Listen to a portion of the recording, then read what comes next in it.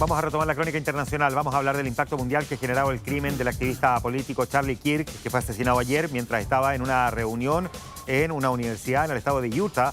El FBI ya difundió la imagen de un sujeto de interés que podría estar detrás de este ataque. Lo vamos a analizar junto a Alberto Rojas, que nos sigue acompañando, director del Observatorio de Asuntos Internacionales de la Universidad Finisterra, con quien ya analizamos el otro gran hecho internacional, la condena al expresidente de Brasil, Jair Bolsonaro. Pero Alberto, este es un hecho de alto impacto. Otra vez violencia en Estados Unidos en una universidad, pero con características ahora políticas. ¿Cómo habría que interpretar lo que aquí ocurrió con un personaje de cuyo perfil ya vamos a hablar en un momento más, pero cómo habría que interpretarlo? Hay que tomar en cuenta que esto pasa en un Estados Unidos profundamente polarizado y que esto no comienza con Donald Trump, sino que Estados Unidos se comienza a polarizar desde hace prácticamente 10, 15 años. En ese contexto, lo que Charlie Kirk representaba era incluso más grande o más importante que él mismo. ¿En qué sentido?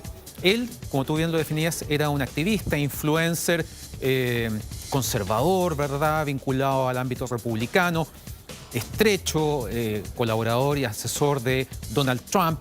De hecho, a él se le responsabiliza por haber logrado movilizar una importante cantidad de votos jóvenes para Trump en la última elección. Entonces, el ataque que él recibe probablemente va más allá de su persona.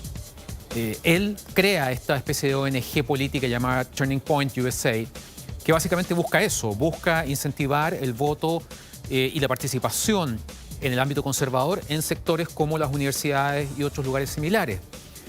Pero lo que él representaba era mucho más grande.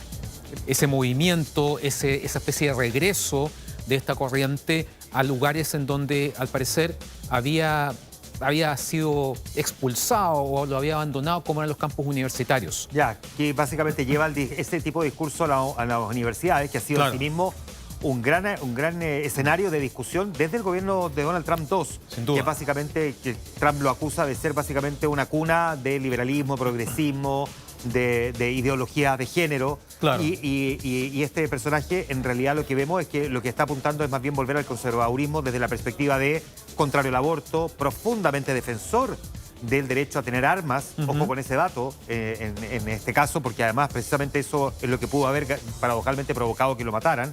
Ya vamos a hablar de lo que ocurrió propiamente tal. Pero al mismo tiempo también una corriente dentro de la universidad que no quería que incluso hiciera el discurso. Se habían juntado numerosas firmas para evitar que hablara. O sea, su llegada ya venía precedida de una controversia. Y lo que tú mencionas no es nuevo. Esto ha ido pasando en todas las universidades en las cuales él estuvo presente, antes y durante la campaña, después de que Trump asume en enero de este año. Entonces, en ese sentido, él es un representante de esa polarización que vive Estados Unidos y que se ve... Pero un espejo de esa polarización, no es el que la provoca, sino que más bien él la representa solamente. Se retroalimenta. Ah, se retroalimenta, Yo te diría que esto se retroalimenta. O sea, hace mucho tiempo que en el contexto político estadounidense vemos un cambio en las posiciones, sobre todo de los dos principales partidos, demócratas, ¿verdad?, y republicanos.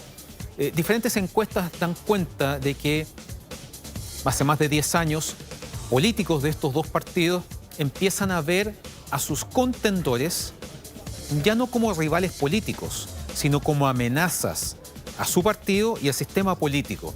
Y cuando a alguien le dices que es una amenaza, automáticamente se convierte en un enemigo. Y ese discurso ha permeado la sociedad estadounidense desde ese entonces. Si a eso le agregamos una figura como Donald Trump, que es una entre varias, que tiene un discurso mucho más agresivo, más radical, y lo incluimos otros aspectos como las redes sociales, que básicamente generan burbujas informativas, la gente se va alienando con un discurso propio, tomando en cuenta que la gente ya no consume medios de comunicación o puntos de vista que no sean los propios. Este ataque entonces también puede interpretarse como un ataque a Donald Trump, ¿no? Y de alguna manera. Por eso te decía, lo que él representaba, sin duda que también lo vincula con Donald Trump. No hay que perder de vista. Trump indica que va a haber luto nacional, banderas a media asta hasta el domingo. Y cuando él habla de Kirk, no se refiere a él necesariamente como un amigo o como un colaborador. Se refiere a él como un mártir. Y eso cambia completamente la percepción de lo que significó este ataque. Hay imágenes, podemos mostrarla aquí en pantalla, del lugar desde el que se presume se habría efectuado este disparo, que son prácticamente 121 metros, ¿no? Con un rifle. Poco más, claro, de precisión, y que muestra el lugar donde se cree que se habría efectuado el disparo, porque además se produce en un momento que es también bien paradojal, porque le hacen una primera pregunta sobre religión y la siguiente pregunta en este meeting tiene que ver con estos tiradores y además con cuestiones de transgénero, en el fondo violencia en contra de ciertos segmentos de la población. Empieza a responder la pregunta sobre estos tiradores y el transgénero y le llega el disparo en el cuello. O sea, es como si esto hubiese estado preparado y que no fuese solamente un lobo solitario, es decir, alguien que decidió dispararle en algún momento, sino que eventualmente haya estado más bien coordinado incluso. Eso es lo que la sospecha que está investigando una de las teorías del FBI. Efectivamente, el FBI maneja varias hipótesis, pero lo cierto es que este ataque abre muchas preguntas. O sea, esta persona le dio por suerte, tal vez pensaba darle en otra parte del cuerpo y le da en el cuello y se desangra, ¿verdad? La distancia que hay es bastante grande. Tenemos claro que a diferencia de lo que le pasó a Trump el año pasado, este era un sector que no tenía por qué tener un nivel de seguridad excesivo. La tenía porque ya sabía que venía acompañado de alguna amenaza, pero no como un candidato presidencial. Exactamente, ¿te fijas? Y por otro lado, tal vez estamos hablando de alguien que tenga entrenamiento militar. Alguien que tenga la capacidad de usar un rifle a esa distancia y dar con esa precisión. Entonces, son muchas las preguntas. Hubo arrestos de personas equivocadas en una primera instancia. Hay 2 imágenes captadas por cámaras de seguridad. Dicen que la persona de algún modo se confunde con los estudiantes del campus.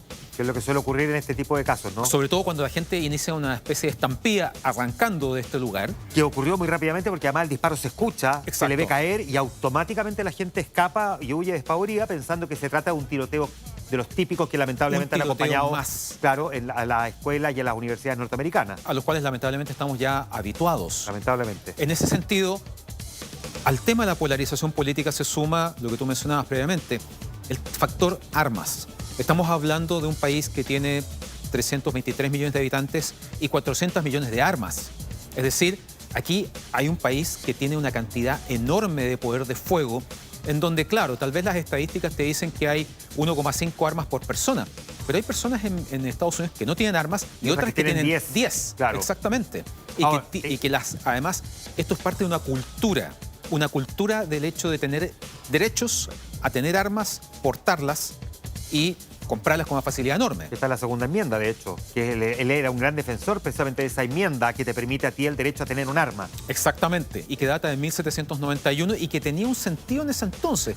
Cuando Estados Unidos recién se había independizado de la corona británica, la idea de que la ciudadanía tuviese armas garantizaba una defensa en caso de una invasión, ¿verdad? Que los británicos quisieran reconquistar sus colonias, o que el ejército, los padres fundadores de Estados Unidos temían mucho que en algún momento el ejército tomara el poder. Y por eso es que permitió que la gente se armara. Exactamente. Pero habiendo pasado tantos siglos después, por eso cuesta entenderlo.